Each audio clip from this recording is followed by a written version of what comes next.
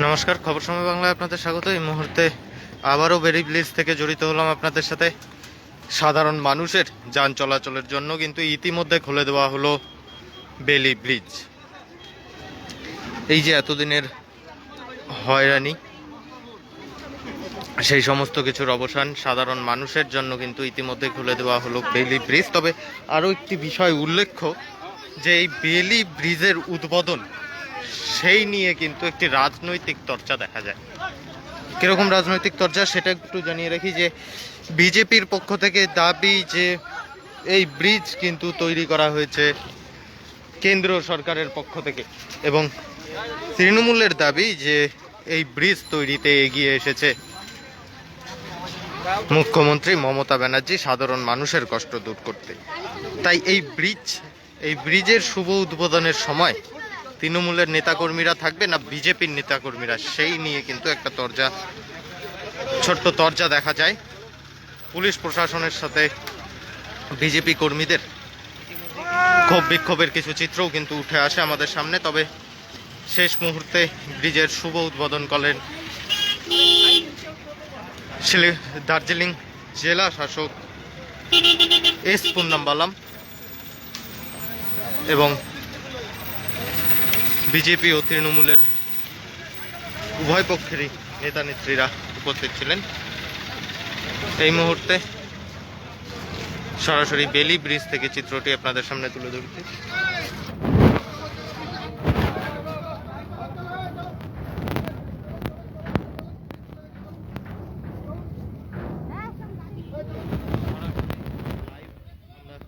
তুলে ধরছি আপনাদের সামনে।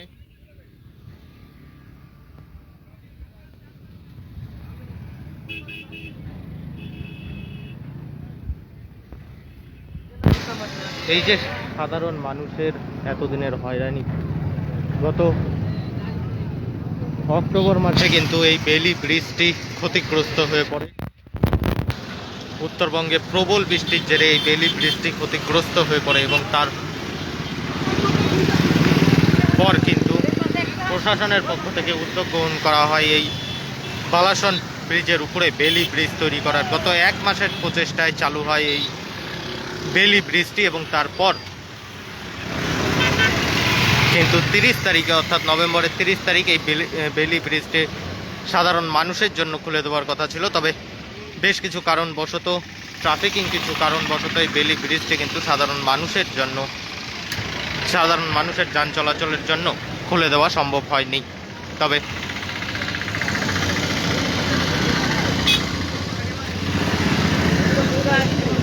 আজ 3 ডিসেম্বর সাধারণ মানুষের যান চলাচলের জন্য কিন্তু খুলে দেওয়া হলো এই বেলি ব্রিজ। অর্থাৎ শহর জুড়ে যে বাড়তি যানজট সৃষ্টি হচ্ছিল বালাসন নদীর ব্রিজ ক্ষতিগ্রস্ত হওয়ায়, সেই যানজট কিন্তু অনেকটা হলেও কম লক্ষ্য করা যাবে। কারণ মাটিগাড়া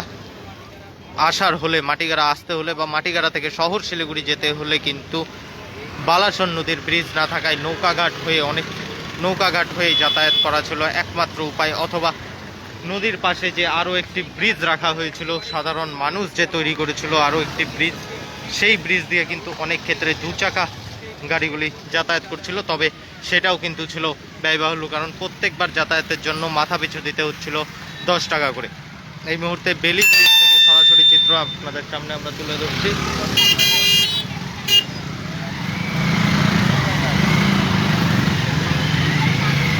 ম্যানুয়ালি ট্রাফিকিং ব্যবস্থা কিন্তু থাকবে এই বেলি ব্রিজে, এবং ওয়ান সাইড ভেহিকেল অ্যালাউ করা হবে এই বেলি ব্রিজে। অর্থাৎ যে সময় মাটিগাড়া থেকে শিলিগুড়ির দিকে যাওয়ার গাড়িগুলি যাতায়াত করবে, ঠিক সেই সময় শিলিগুড়ি থেকে মাটিগাড়া আসার যে গাড়িগুলি রয়েছে সেই গাড়িগুলি কিন্তু বন্ধ থাকবে। এই বেলি ব্রিজে রাত্রেবেলায় পর্যাপ্ত আলোর জন্য কিন্তু পিডব্লিউডির পক্ষ থেকে প্রায় 20টি হ্যালোজেন লাইট লাগানো হয়েছে, যাতে সাধারণ মানুষের যাতায়াতে কোনো রকম অসুবিধা না হয়। এবং পাশাপাশি কিন্তু আরও একটি ডাইভারশন ব্রিজও তৈরি করা হচ্ছে, এবং সেই ডাইভারশন ব্রিজটির কাজ হলো, ডাইভারশন ব্রিজটি তৈরি হয়ে গেলে কিন্তু এই বেলি ব্রিজকে সম্পূর্ণ ওয়ান ওয়ে করে দেওয়া হবে, এবং শিলিগুড়ি থেকে মাটিগাড়া বা বাগডোগরা আসতে হলে যে ব্রিজটি ব্যবহার করতে হবে তা হলো এই নদীর মাঝখানে তৈরি হওয়া ডাইভারশন ব্রিজ।